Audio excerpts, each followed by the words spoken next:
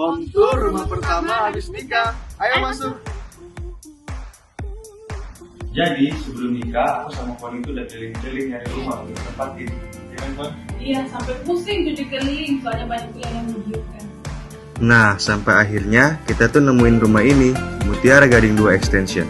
Kebetulan juga rumah ini tuh lagi ada promo tanpa DP. Jadi cukup bayar 5 juta aja. Gak usah deh pusing soal DP. Rumah ukuran 6x12 ini tuh punya 2 kamar tidur dan bisa juga ditambah kamar etik di atasnya. Jadi bisa nambah 1 kamar lagi deh. Cocok banget buat kita berdua. Iya, apalagi area dapurnya besar dan terang lagi. Masih ada kelebihan tanahnya juga loh, yang bisa dipakai untuk nyantai. Dan yang terpenting, dengan segala fasilitasnya, harganya tuh masuk banget di kantong. Dan lokasinya itu juga strategis, bisa diakses dari jalan perintis maupun jalan tol. Dan kelebihannya lagi, dekat Terminal Dayak dan Bandara Sultan Hasanuddin.